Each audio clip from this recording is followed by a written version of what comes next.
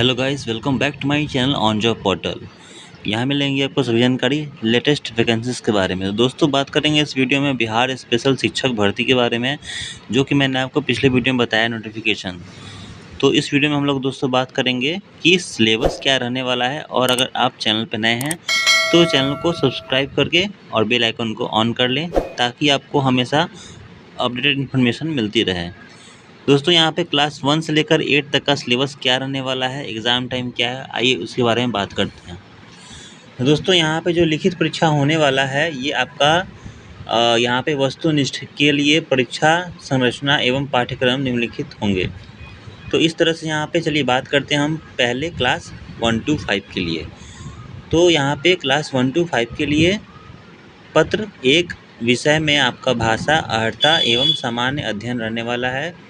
प्रश्नों की संख्या की बात करें तो यहाँ पे 150 प्रश्न रहने वाले हैं, जिसमें कि भाग 1 से 30 तक रहेगा और भाग 2 में 120 इस तरह से है। तो 150 क्वेश्चन आपको यहाँ पे देखने को मिलेंगे। आगे बात करें परीक्षा की अवधि, यानी कि आपका टाइम जो होगा, एग्ज़ाम टाइम कितने देर का होगा, तो आपका ये 2 घंटा 30 मिनट का एग्ज़ाम है ना। उसी में आपको 150 प्रश्न को सॉल्व करना है।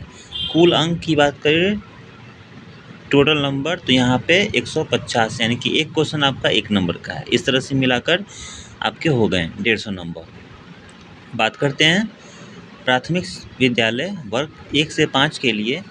यह पत्र 2 भाग में होंगे, यथा भाग 1 एवं भाग 2, है ना। भाग 1 में क्या आने वाला है, तो दोस्तों भाषा अर्हता के लिए अंग्रेजी एवं हिंदी या उर्दू या बंगला भाषा का व्यवहारिक ज्ञान होना चाहिए। इस भाग में अर्हतांक कम से कम 30% अंक लाना आवश्यक है, यानी कि क्वालिफाई करने के लिए भाग 1 में 30% नंबर लाना ज़रूरी है।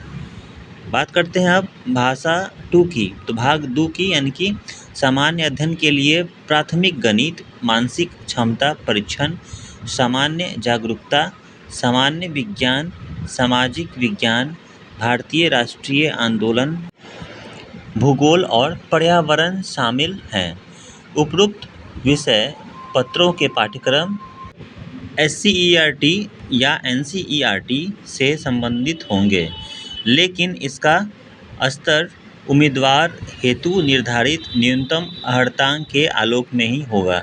यानी कि सिलेबस जो आपका रहने वाला है वो NCERT SCERT बेस्ड होने वाला है, लेकिन आपको 30% जो नंबर लाना है वो आपको देखते मतलब कि क्लास 1 to 5 के लेवल का ही क्वेश्चन आपको दिया जाएगा। सामान्य अध्ययन पत्र के पाठ्यक्रम SCERT से संबंधित होंगे, लेकिन इसका स्तर उम्मीदवार हेतु निर्धारित न्यूनतम अर्हता के आलोक में होगा। यानी कि कुल मिलाकर आपका ये 1 to 5 का जो एग्ज़ाम होने वाला है ना, इसमें आपको आप देख चुके हैं क्या क्या है, मैंने बता दिया है आपको, और सिलेबस भी आपको यहाँ पे मैंने आपको बता दिया है। तो आप ठीक से पढ़ें और प्रयास करें। आगे बात करते हैं क्लास 6 to 8 के लिए। तो इसका भी जो है आपका पत्र 2 है यहाँ पे, है ना। विषय भाषा अर्हता सामान्य अध्ययन एवं विषय है। क्या क्या रहने वाला है, तो दोस्तों यहाँ पे आपको प्रश्नों की संख्या 150 होगी। भाग 1 से 30, है ना, सॉरी भाग 1 में 30 रहेंगे क्वेश्चन, भाग 2 में आपका 40 रहने वाले हैं, भाग 3 में रहने वाला है 80। तो इस तरह से कुल मिलाकर 150 आपका क्वेश्चन यहाँ देखने को मिलेगा। परीक्षा की अवधि की बात करें तो यहाँ भी आपका 2.5 घंटे का समय इसमें भी आपको दिया जा रहा है परीक्षा को देने के लिए। कुल अंक की बात करें तो 150 है, यानी कि एक क्वेश्चन 1 नंबर का इसमें भी है। आगे बात करते हैं हम लोग, है ना, क्या क्या है। तो यह पत्र 3 भाग में होंगे, भाग 1, भाग 2, भाग 3, क्लास 6 to 8 के लिए। भाग 1 में क्या क्या रहने वाला ये जानते हैं दोस्तों। भाषा अर्हता के लिए अंग्रेजी एवं हिंदी या उर्दू या बांग्ला भाषा का व्यवहारिक आपको ज्ञान रहना चाहिए, यानी कि इससे संबंधित आपको प्रश्न रहने वाले हैं। इस भाग में अर्हता कम से कम कितने लाने हैं, तो 30%।